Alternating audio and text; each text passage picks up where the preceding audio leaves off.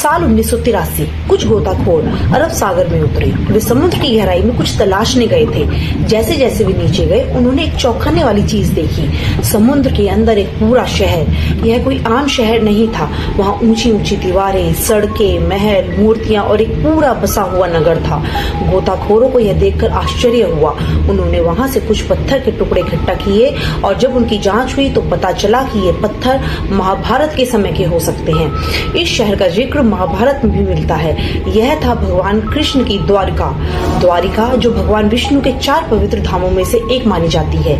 गुजरात के जामनगर जिले में अरब सागर के किनारे स्थित है। यहाँ हर साल हजारों भक्त भगवान कृष्ण के दर्शन करने आते हैं। भागवत पुराण के अनुसार जब श्री कृष्ण ने अपने मामा कंस का वध किया तो उनके ससुर जरासंध ने बदला लेने के लिए मथुरा पर 17 बार हमला किया। इन बार बार हो रहे हमलों से परेशान होकर श्री कृष्ण ने मथुरा छोड़ने और कहीं और बसने का निर्णय लिया। उन्होंने समुद्र के बीच एक नया नगर बसाने की योजना बनाई, लेकिन इसके लिए समुद्र देवता की अनुमति जरूरी थी। श्री कृष्ण ने समुद्र देवता से प्रार्थना की, जिससे प्रसन्न होकर उन्होंने समुद्र के बीच 12 योजन लगभग 96 मील भूमि दी। इसी भूमि पर भगवान कृष्ण ने द्वारिका नगरी बसाई, जो उनकी राजधानी बनी और आज भी एक पवित्र तीर्थ स्थल के रूप में जानी जाती है। भगवान विश्वकर्मा ने द्वारका शहर का निर्माण किया था। यह एक खूबसूरत और सुनियोजित नगर था। इसमें चौड़ी सड़कें, भव्य महल, विशाल दरवाजे, हरे भरे बगीचे और सुंदर तालाब थे। शहर के बीचों बीच भगवान कृष्ण का महल था, जो सबसे सुंदर और आकर्षक था। जब द्वारका बनकर तैयार हुई तो श्री कृष्ण अपने परिवार और पूरे यादव वंश को अपनी दिव्य शक्ति से मथुरा से यहाँ लेकर आए। इसके बाद वे मथुरा वापस गए और वहाँ जरासंध से मिले। उन्होंने कालियावान से युद्ध किया और जीतने बाद द्वारिका लौट आए। इसके बाद वे अपने परिवार के साथ आनंद से रहने लगे। लेकिन इस दुनिया में हर किसी को सुख और दुख दोनों का सामना करना पड़ता है। श्री कृष्ण भी इससे कुछ अछूते नहीं थे। कुछ समय बाद महाभारत का युद्ध शुरू हुआ, जिसमें पांडव और कौरव आमने सामने थे। इस युद्ध में श्री कृष्ण अर्जुन के साथ सारथी बने और उन्होंने युद्ध में अहम भूमिका निभाई। यह भयंकर युद्ध 18 दिन तक चला और आखिर में पांडवों की जीत हुई। महाभारत के अनुसार जब कौरवों की माता गांधारी ने अपने सभी पुत्रों को युद्ध में मरा हुआ देखा तो वह बहुत दुखी और गुस्से में थी। उन्होंने श्री कृष्ण को इस विनाश का कारण मानते हुए श्राप दे दिया। गांधारी के श्राप के अलावा एक और कारण भी यादव वंश के नाश का कारण बना। एक बार द्वारिका के पास एक पवित्र स्थान पर कई संत आए और वहीं से घटनाओं की एक ऐसी कड़ी शुरू हुई जिसने आगे चलकर द्वारिका के अंत और श्री कृष्ण के अवतार की समाप्ति का मार्ग प्रशस्त किया। एक दिन भगवान कृष्ण के बेटे सांब और उसके कुछ दोस्तों ने साधुओं के साथ मजाक करने की योजना बनाई। सांब ने एक गर्भवती स्त्री का रूप धारण किया और संतों के पास जाकर उनसे पूछा कि उसके गर्भ में कौन सा बच्चा जन्म लेगा। साधु इस मजाक से बहुत नाराज हुए और उन्होंने सांब और उसके साथियों को श्राप दे दिया। उन्होंने कहा कि यादव वंश का नाश एक लोह मुट्ठी यानी लोहे के टुकड़े से होगा। थोड़ी देर बाद सांब के वस्त्रों से वास्तव में एक लोहे का टुकड़ा निकला। जब भगवान कृष्ण के दादा राजा उग्रसेन को यह बात पता चली तो उन्होंने उस लोहे के टुकड़े को टुकड़ों में तोड़कर समुद्र में फेंक दिया। समय बीतता गया। एक मछली ने उन लोहे के टुकड़ों को निगल लिया। बाद में वह मछली एक मछुआरे के जाल में फंस गई।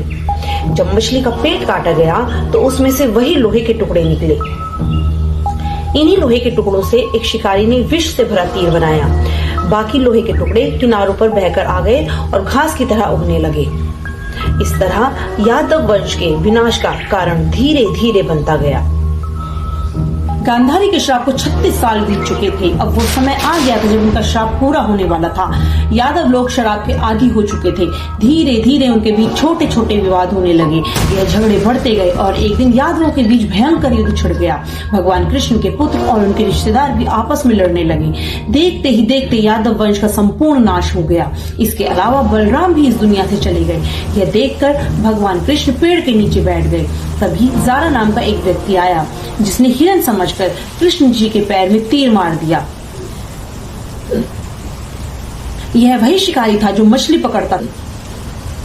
यह वही शिकारी था जो मछली पकड़ता था। उसने मछली के पेट से निकले लोहे के टुकड़े से तीर बनाए थे और उस विषैले तीर को भगवान कृष्ण के पैरों पर मारा। अर्जुन यह जानने के लिए द्वारिका की ओर दौड़ा। कृष्ण को देखकर उनका दिल घबराने लगा। द्वारिका पूरी तरह जल रही थी, लेकिन अर्जुन ने भगवान कृष्ण के आदेशानुसार वहां मौजूद सभी महिलाओं और बच्चों को सुरक्षित बाहर निकाला। द्वारिका को खाली नहीं होने दिया। इसके बाद द्वारिका समुद्र में समा गई और हमेशा के लिए अरब सागर में खो गई। आजकल द्वारिका दो हिस्सों में बटी हुई है, एक द्वारिका और दूसरी बैत द्वारिका। द्वारिका का एक शहर समुद्र तट पर स्थित है और चारा द्वारिका समुद्र के बीच द्वीप पर है। कई सालों तक द्वारिका को एक कहानी और मिथक समझा जाता रहा, लेकिन 1930 में खोज शुरू हुई और चारा द्वारिका में बहुत से खंडरों का पता चला। 1963 में पहली बार यहाँ पुरातात्विक खुदाई हुई, जिसमें कई पुराने स्मारक और मूर्तियां मिली। एक दिलचस्प सिद्धांत यह था कि भगवान श्री कृष्ण ने द्वारिका से पूरे राज्य का प्रशासन संभाला और अपने परिवार का ख्याल रखा। वह अपनी बैत के साथ द्वारिका में रहते थे। इसके बाद 1983 से 1990 के बीच पानी के नीचे पुरातात्विक डॉक्टर SR राव और उनकी टीम ने इस मिशन को आगे बढ़ाया। कई दिनों की खोजबीन के बाद वे समुद्र में नीचे गए और एक अद्भुत शहर की खंडर खोज निकाले। उन्होंने पाया कि इस शहर की दीवारें बेहद मजबूत थीं। वहाँ कई पत्थरों की नींव, स्तंभ, मूर्तियां, सिंचाई प्रणालियां और अन्य संरचनाएं मिली। लेकिन यह कैसे संभव हुआ? यह माना जाता है कि समुद्र के नीचे मलबे में छिपी और भी चीजें हो सकती हैं।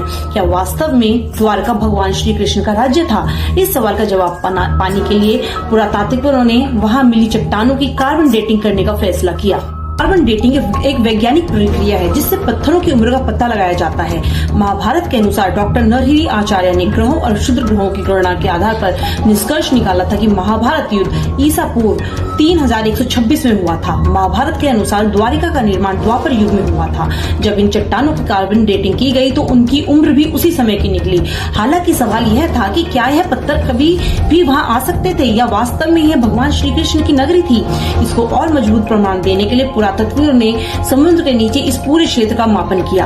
हैरान करने वाली बात यह थी कि इसका क्षेत्रफल 12 योजन था, जो महाभारत में बताई गई द्वारिका के क्षेत्रफल से। पुराण के अनुसार द्वारका के निर्माण के लिए समुद्र ने ही वह स्थान दिया था जहां भगवान कृष्ण की पूजा की जाती थी। यही नहीं, यहाँ कई लंगर भी मिले हैं जो इस बात का संकेत देते हैं कि द्वारिका एक ऐतिहासिक बंदरगाह था। इस बंदरगाह के जरिए भारत का अन्य देशों के साथ व्यापार होता था, जिससे यह क्षेत्र आर्थिक रूप से समृद्ध था। हालांकि खुदाई का काम पैसे की कमी के कारण कुछ समय के लिए रोक दिया गया था, लेकिन 2007 में भारतीय पुरातत्व सर्वेक्षण विभाग ने इस परियोजना को फिर से शुरू किया और यह उत्खनन कार्य अब भी जारी है। एक सिद्धांत के अनुसार लगभग 3500 साल पहले जिस जगह द्वारिका थी वह समुद्र की सतह पर थी, लेकिन समय के साथ समुद्र का जलस्तर बढ़ता गया और अंततः यह पवित्र नगरी समुद्र में समा गई। लेकिन सवाल यह है कि समुद्र का जलस्तर धीरे धीरे बढ़ता है, फिर द्वारिका इतनी जल्दी कैसे डूब गई? महाभारत के महाप्रस्थानिक पर्व में बताया गया है कि अर्जुन की आंखों के सामने ही द्वारिका के किनारों पर लहरें तेजी से उठने लगी और कुछ ही क्षणों में पूरा शहर समुद्र में समा गया।